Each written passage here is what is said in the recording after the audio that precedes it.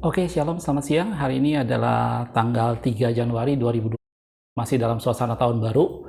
Dan berapa lama ini mungkin kita lihat, Anda dan saya mungkin sering menonton di YouTube, banyak sekali hamba-hamba Tuhan yang menyampaikan pesan Tuhan untuk tahun 2022, gitu ya. Dan ini tidak perlu membuat Anda dan saya menjadi bingung. Pada video ini, saya ingin menunjukkan sebuah video dari seorang hamba Tuhan, yaitu Evangelis Iin Cipto. Mungkin ada beberapa di antara Anda yang suka menonton video dari beliau. Dan kita akan lihat salah satu video yang disampaikan oleh beliau tentang pesan Tuhan untuk tahun 2022 ini. Gitu ya. Kita akan nonton videonya sebentar, saudaraku. Durasinya tidak terlalu lama, saya rasa hanya sekitar 1 menit lebih. Nanti seperti biasa link videonya juga saya sertakan di deskripsi. Jadi kalau Anda tertarik menonton lebih banyak firman Tuhan dari Ibu Evangelis Iin Cipto ini, silakan Anda bisa lihat link yang saya sertakan di deskripsi. Oke. Kita akan lihat videonya sebentar, saudaraku ya.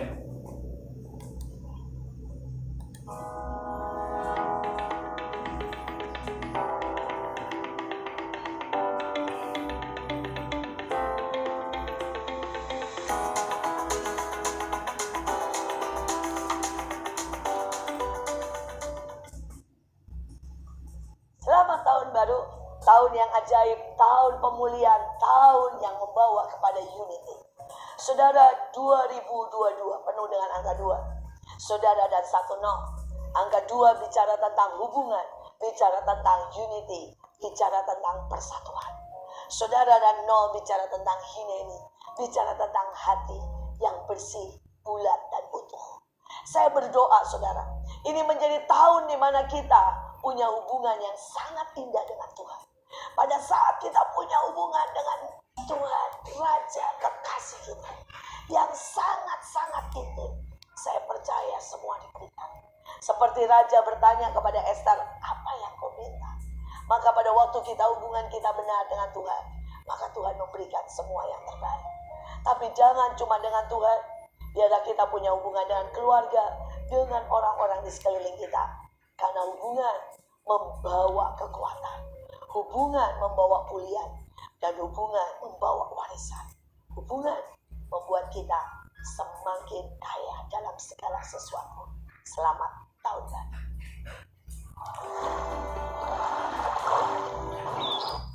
Oke, videonya seperti itu. Jadi ini adalah salah satu yang di YouTube rame belakangan ini. Seperti yang tadi saya bilang, banyak hamba-hamba Tuhan yang mulai menyampaikan pesan Tuhan tentang tahun 2022 ini, gitu ya. Dan tadi salah satu contohnya yang saya tunjukkan tadi adalah Evangelis Iin Cipto, gitu ya, Ibu Evangelis Iin Cipto. Di sana dia mengabarkan bahwa tahun 2022 itu banyak angka 2-nya. Ini bicara soal pemulihan hubungan, dan 0 di sana bicara soal hati. Bagaimana itu menjadi sesuatu di mana hubungan kita dengan Tuhan semakin dipulihkan, hubungan kita dengan sesama juga semakin dipulihkan. Dan tahun 2002 ini menjadi satu doa bagaimana hubungan satu dengan yang lainnya saling dipulihkan, gitu ya. Dan saya lihat juga di dalam di YouTube banyak sekali hamba-hamba Tuhan yang lain seperti Pak Andi Simon, Pendeta Andi Simon, juga ada Tony Daud dan macam-macam yang menyampaikan pesan Tuhan untuk tahun 2022. Dan di gereja tempat saya biasa beribadah juga di sana Gembala Sidang menyampaikan visi tahun 2022 multiplied grace, gitu ya. Nah, dari sini mungkin ini menjadi sesuatu hal yang mungkin banyak di antara kita yang bertanya, jadi kalau gitu mana yang benar? Sebenarnya bukan masalah mana yang benar, mana yang salah, saudaraku. Tetapi ini justru adalah suatu kekayaan, kemuliaan Tuhan, bagaimana setiap jemaat Tuhan, bagaimana setiap hamba-hamba Tuhan menyampaikan suatu visi yang Tuhan taruhkan dalam hati mereka masing-masing. Saya juga pernah menyampaikan bagaimana Tuhan menaruhkan dalam hati saya tentang divine surprise, ada satu kejutan yang Tuhan sediakan buat Anda dan saya di tahun ini, gitu ya. Terlepas dari masalah, bukan masalah siapa yang salah atau siapa yang benar, terus apa yang harus kita ikutin. Justru kita harus mengerti bahwa visi ini menjadi sesuatu yang saling memperkaya, saudaraku. Kita tidak boleh melihat bahwa ini menjadi sesuatu yang memecah belah. Saya pernah sampaikan bahwa kesatuan tubuh Kristus itu justru tidak dibangun di dalam keseragaman. Kesatuan tubuh Kristus justru itu dibangun dari perbedaan, gitu ya. Kalau Anda mengerti dalam firman Tuhan tentang tubuh Kristus, tentunya kita tahu bahwa ada banyak bagian-bagiannya. Saya ngambil ilustrasi sederhana misalnya dalam tubuh kita, misalnya gitu ya. Otak berpikir bahwa di tahun ini saya akan menjadi lebih sehat, gitu ya.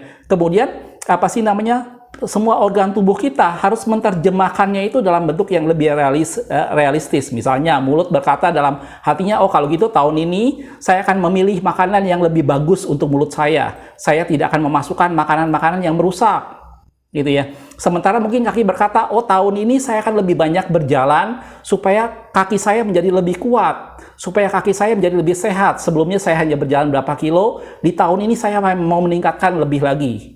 Gitu ya. Apakah itu menunjukkan bahwa terjadi perpecahan? Tidak, saudaraku. Justru itu menunjukkan bahwa masing-masing bagian memainkan peranannya sampai satu ketika membentuk sebuah kesatuan, yaitu sama-sama menyehatkan tubuh. Jelas, saudaraku? Jadi dari sini saya ingin kita melihat bahwa Anda tidak perlu dibingungkan dengan banyaknya pesan Tuhan, banyaknya visi yang dibagikan oleh hamba-hamba Tuhan. Gitu ya.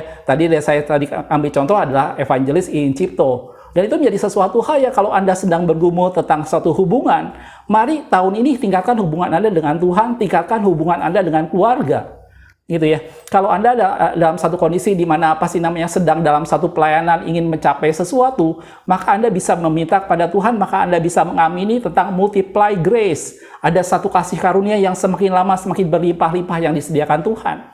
Kalau Anda sedang menanti-nantikan suatu mujizat yang tidak pernah Anda duga, maka Anda bisa mengamini bahwa tahun ini akan menjadi divine surprise, di mana kita melihat kejutan-kejutan yang Tuhan sediakan. Dan itu semua membawa pada satu kenyataan bahwa tubuh Kristus akhirnya disempurnakan. Jelas, saudaraku. Jadi Anda tidak usah bingung dengan berbagai macam visi yang ada, berbagai macam pesan Tuhan yang disampaikan oleh beberapa hamba Tuhan. Justru itu membuat kita harus melihat bahwa dari sana justru menunjukkan umat Tuhan masing-masing semakin bersekutu dengan Tuhan dan mereka menemukan posisinya masing-masing. Jelas, saudaraku. Ilustrasi yang lain kalau saya ambil contoh yang kedua, misalnya dalam sebuah perusahaan, gitu ya. Pimpinan perusahaan berkata bahwa di tahun ini kita akan menguasai pasar, 50% pasar kita akan kuasai. Gitu, misalnya visinya begitu. Saya ngambil contoh, saudaraku, sederhana ya. Tentunya tidak bisa semua bagian hanya bisa berkata, kita visinya tahun ini 50% menguasai pasar. Itu bagus, tetapi itu harus diterjemahkan dalam sebuah bentuk yang lebih realistis. Contohnya misalnya, bagian produksi. Mereka akan berkata, kalau gitu, di tahun ini kita akan meningkatkan kapasitas produksi. Di tahun ini kita akan meningkatkan kapasitas produksi dengan hasil yang jauh lebih baik. Itu visi yang dilakukan oleh bagian produksi.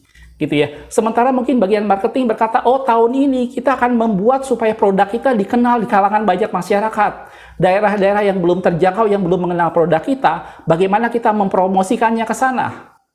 Jelas, saudaraku? Pertanyaannya, apakah itu suatu bentuk perpecahan? Tidak, saudaraku. Justru itu menjadi satu bentuk di mana mereka masing-masing memainkan peranan untuk pada akhirnya perusahaan itu menguasai pasar 50% pangsa pasar. Jelas, saudaraku? Dari dua contoh ini saya ingin menjadi gambaran bahwa perbedaan itu bukan sesuatu yang memecah belah, tetapi perbedaan justru sesuatu yang memperkaya. Dan gereja Tuhan dibangun bukan di atas dasar keseragaman. Gereja Tuhan justru dibangun di atas dasar perbedaan, di mana satu dengan yang lain saling melengkapi. Itu sebabnya kita saling perlu dengan tubuh Kristus yang lain. Dan saya suka menonton, membaca tentang pesan-pesan Tuhan yang disampaikan oleh berbagai hamba Tuhan. Dan saya melihat bahwa seperti itulah Allah berbicara kepada masing-masing bagian. Pertanyaannya sekarang adalah Anda tidak usah bingung dengan yang mana Anda ikutin. Pertanyaannya adalah apakah Anda sendiri menemukan visi yang spesial buat Anda pribadi dengan kondisi Anda masing-masing di tahun ini. Gitu ya. Silakan terjemahkan semua visi atau pesan Tuhan apapun yang Anda dan saya dengar, terjemahkan dalam kondisi Anda dan saya untuk kita realisasikan dalam kehidupan kita sehari-hari. Visi hanya akan tinggal sekedar visi. Kalau itu cuma sekedar jadi kata-kata yang bagus yang tidak ada implementasi apa-apa. Tapi mari terjemahkan dalam kondisi Anda masing-masing. Anda yang sebagai mahasiswa, Anda bisa menerjemahkan dalam arti kata, tahun ini, semester ini saya akan melakukan lebih banyak lagi. Saya akan menyelesaikan kuliah saya secepat mungkin. Anda yang bekerja, mungkin Anda punya visi, tahun ini saya mau meningkatkan karir saya. Dan macam-macam, gitu ya. Dan itu semua menjadi sesuatu bagaimana kita masing-masing memainkan peranannya. Jelas, saudaraku? Satu ayat mungkin kita lihat dalam firman Tuhan. Itu ada di dalam Amsal 29 ayat 18. Dikatakan, bila tidak ada wahyu, menjadi liarlah rakyat, berbahagialah orang yang berpegang pada hukum. Gitu ya. Dalam bahasa Inggris dikatakan, if there is no vision, Jika tidak ada visi, the people perish, gitu ya. Pasti namanya orang-orang binasa. Dikatakan di sana menjadi liarlah rakyat, gitu ya. Jadi memang visi tetap harus ada. Setiap Anda dan saya dimanapun Anda berada, dalam pelayanan apapun dan gereja apapun, mari miliki sebuah visi yang akan kita jalani di tahun ini, gitu ya. Anda dalam pelayanan, Anda sudah ada visi yang ditentukan, tapi terjemahkan itu dalam sesuatu yang lebih pribadi buat Anda sendiri, gitu ya. Sehingga kita tidak dibingungkan dengan berbagai macam visi yang dibagikan oleh hamba-hamba Tuhan di YouTube atau dimanapun juga, dan membuat kita menjadi bingung mana yang benar, mana yang salah. Semuanya itu benar, saudaraku. Semuanya itu menjadi gambaran bahwa setiap orang bersekutu dengan Tuhan dan Allah berbicara kepada masing-masing. Justru dari sana semua gereja Tuhan menjadi lengkap. Dari sana gereja Tuhan saling mengisi satu dengan yang lainnya. Dan miliki visi Anda pribadi untuk tahun ini. Apa yang akan Anda lakukan, apa yang Anda dan saya kita akan benahi dalam kehidupan kita, sehingga semua visi yang kita buat itu menjadi sesuatu yang nanti kita akan raih secara bertahap demi setahap. Jelas, saudaraku? Makasih sudah menonton. Kita ketemu di video berikutnya. Tuhan Yesus memberkati.